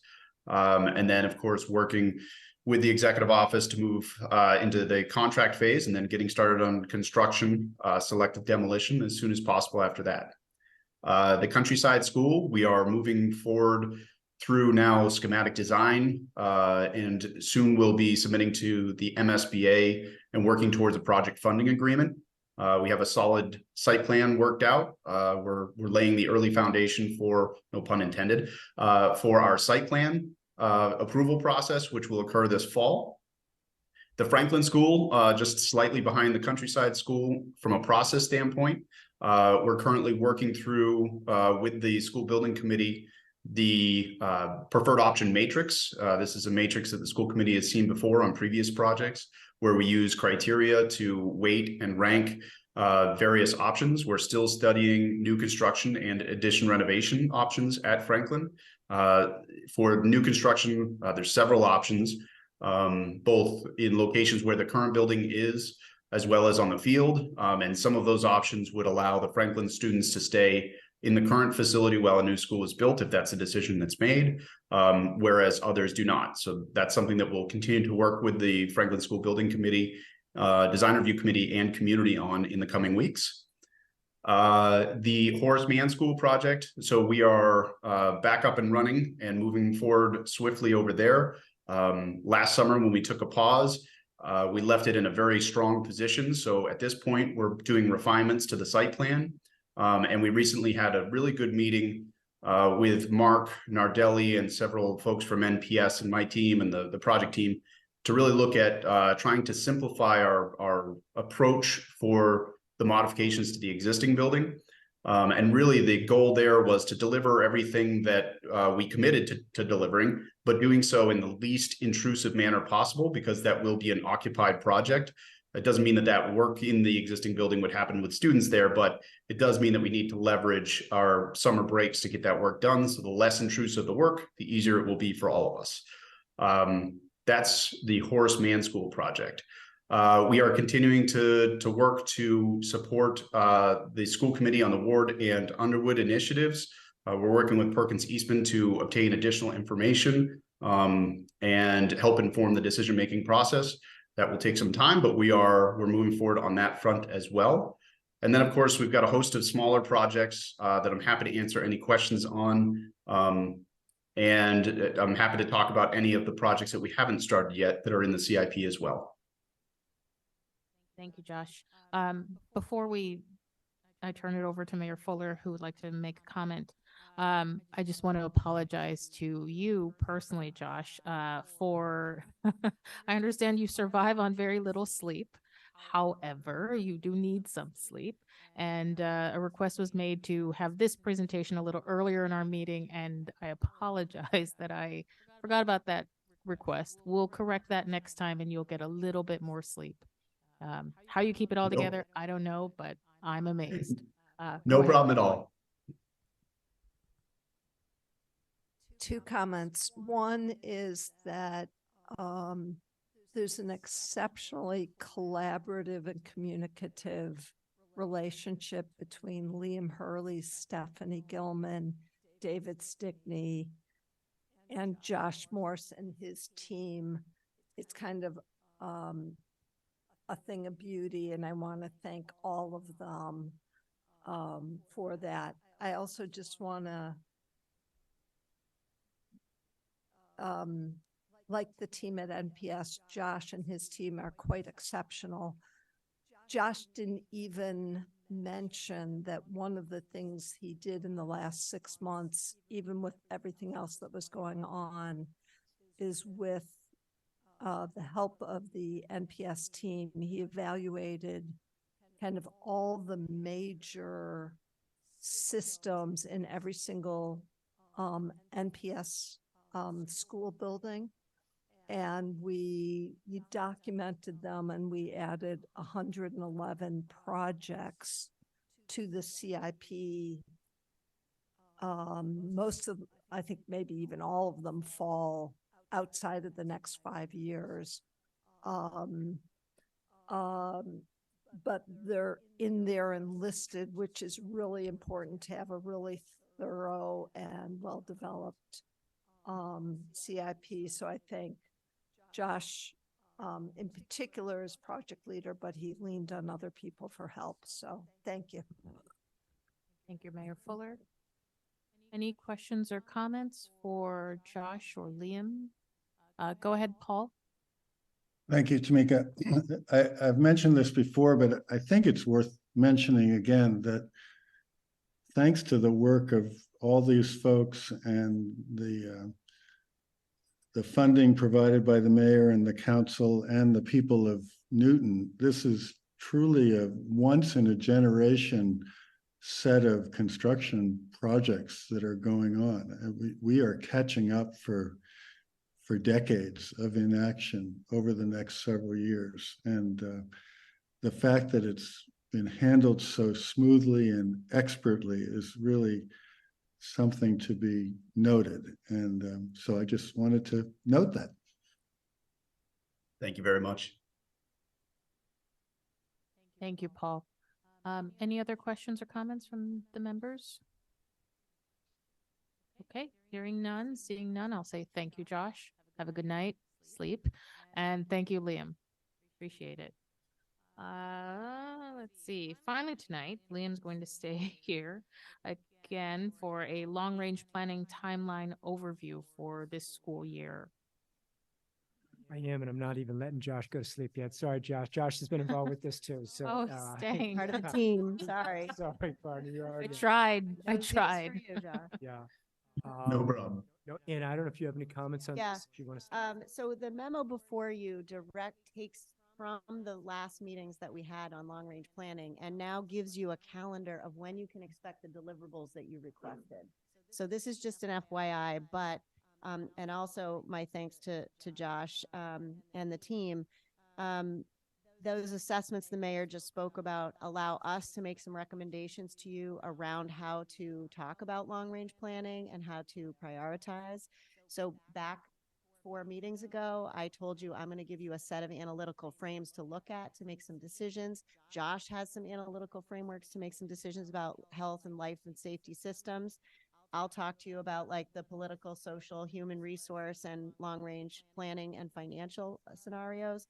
These are the data sources that you said you needed in order to be at that place where you could make some directional decisions for the school system about things like neighborhood schools, size of schools, and the number of schools. So this is the plan. And if there are missing pieces, we need to know now so that we can get them going for you. And this is generally when we believe those timelines will be executed, with the caveat, of course, that with outside consultants, they're giving us ballpark ranges right now, but we will, of course, docket it with you and then get it on the agenda in a time where you have adequate time to process it. Did you want to add anything, Liam? Nope, that's it. The Perkins East one, I think we said February. We talked to them today. Actually, they're talking about March. So I think Anna nailed that well. Some of these, some of the consultants, I think things could move a little bit. But McKibben, I think that timeline, I think is pretty set, but I think this timeline helps us kind of in terms of thinking about some of these items. And as Anna said, Anna was actually the one that went back and looked at the 2011 HMFH, just to give you what the school committee at that time and kind of what HMFH was kind of given as a guideline. I think it's helpful at least to kind of some food for thought as we think about that. It was the caveat though, it was a different time. It was a growing enrollment situation at the time.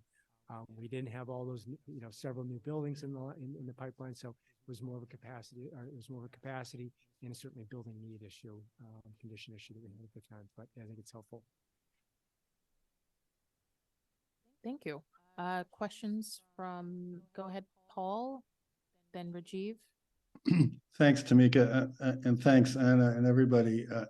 It's a really comprehensive presentation, and it's just what we asked you to do, and you're doing it, which is great. I wanted to bring up one issue, and I've talked privately to Anna about this a bit, which is we had a chance to review the McKibben methodology, and it does not include a calculation of the impact of the new zoning overlay that's likely to be adopted by the city to be in compliance with the MBTA Communities Act.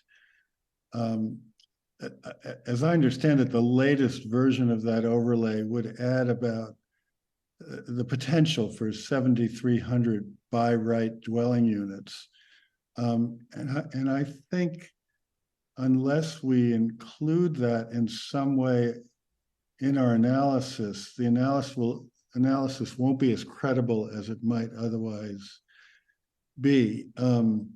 Now, in raising this, I fully understand that there's no known timeline for the development of those 7,300 units, but compared to the 30,000 or so, then what is it, Ruth Ann, 30,800 or so existing units.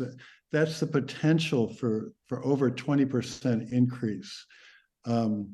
And some percentage of those units will have school-age children. And I want to make it clear, I'm not opposing in any way the proposal because it might add students to the city. I mean, that's fine.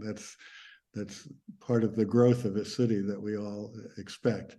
But I would point out that the city planning department can give details of possible by right housing growth literally by the lot and the street and the precinct and the ward. So it's possible to build a model of scenarios that might affect the catchment areas of our different schools, or might directionally affect how we think about those schools. And so the question I have is, is there a way to incorporate some scenarios to give us that directional sense of what this new overlay zoning might mean for the school system? Thanks for asking that, Paul. So when you asked me that over the weekend, I got Liam right on it, and the answer is da-da-da-da. So the answer, Paul, thank you for this. The answer is yes, we can do that. We actually have been in touch with the planning department, city planning department, and they can get us all of that information that you suggested. I think, as you know, and the committee knows, we typically, when we do our enrollment on our projects, we like, or basically our rule of thumb has been permitted projects. This is obviously an exceptional time for the city of Newton. I know that they're looking at this. So I've been in touch with Dr. McKibben, and he'd be looking for an additional $6,000, of course, to do this work. The quote right now to do the work is $35,000, so for another $6,000.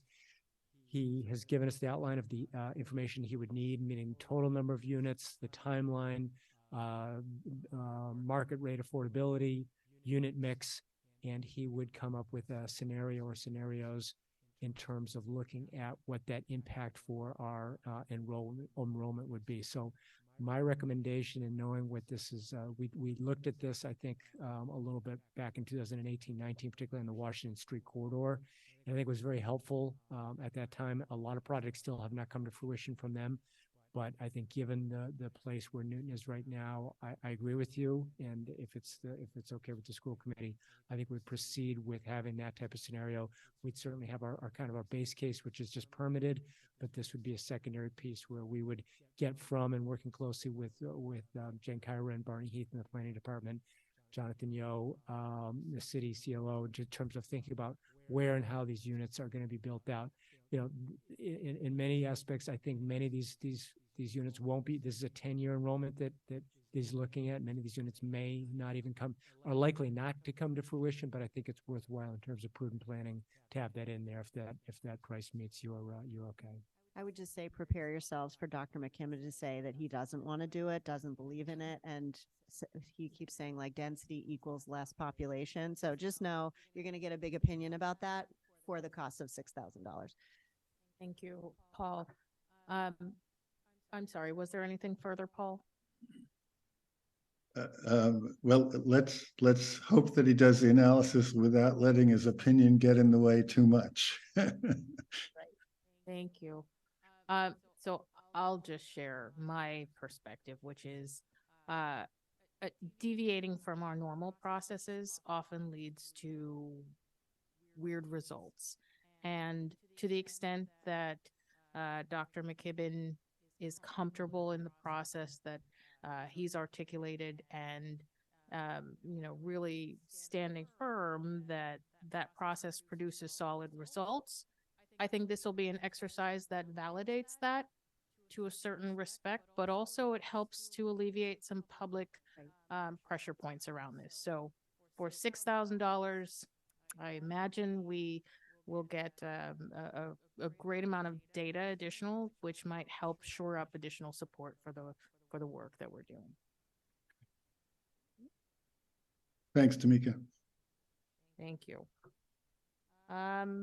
Any further questions for this? Oh, I'm sorry, Rajiv, you did have one. Go ahead. Just a quick comment. I'm pleased to see the Ed Center being included in the long-term planning, and look forward to seeing what the thoughts are here. As I think Liam knows, my son's preschool was here, and now his post-graduation program is here. So it's kind of coming full circle.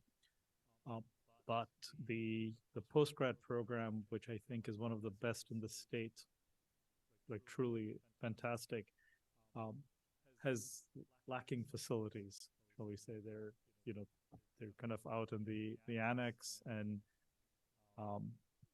Liam and Dave Stickney and others have tried to make sure that they have reasonable facilities, but they're still not very good.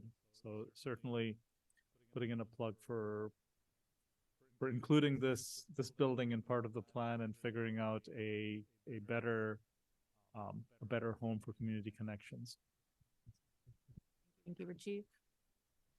Okay, go ahead, Mayor Fuller. Well, brainstorm about something. I don't know if this is a good idea or not. Key planning assumptions, possibly add one more, which is a best practice that I think Josh, with Stephanie's help, has already started implementing, which is when we do major renovations, we include in the design, if at all possible, a location for a 4-classroom addition. That's just happened in the last 4, 5, 6 years. It's really smart planning. And I think it's a very useful key planning assumption that we've thought about it. So just a thought. So meaning on existing structures that do not have a 4-class expansion? Slightly differently when we're doing, let's say, a Lincoln Elliott or a Countryside or a Franklin.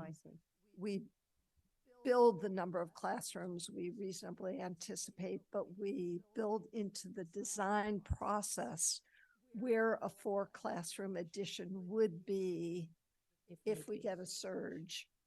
And Josh, I can't remember where I know we did for Lincoln Elliott. Where else have we done it? Yep. So we've done it for Lincoln Elliott. We're doing it for Countryside and Franklin. And the other thing I would just add on to that is this is the other reason why we're very careful about making sure our core spaces in these buildings can support that larger enrollment. So that if a bubble were to come up through, our focus is really just on the classroom addition, that the base building can support that increased load. What I mean by that is art, music, your gym, your cafeteria. If you size those to support the larger enrollment, you don't have a major building renovation, you just have a small addition. Great. Well, thank you, Liam. Thank you, Josh, for real this time. Appreciate you both being here to answer questions for us. So with that, we have concluded the posted business for tonight's meeting. Our next meeting will be on Wednesday, October 11th at 7 p.m. We have several updates from our business, finance, and planning department. And I would like to put in a plug for that community conversation, interrupting anti-Semitism and all hate in our community, creating allyship through understanding and action, which is happening from 6:30 to 8 in the War Memorial. Anna and the mayor will join Rabbi Ron Fish, Rabbi Steinberg, from the Anti-Defamation League, D.A. Ryan, the Newton Police Department reps, and Rep Ruth Balzer. It sounds like a very important and timely, much-needed conversation. So thank you to everyone from Central Staff, and a big thanks to everyone who attended tonight. We very much appreciate it. Our meeting is now adjourned.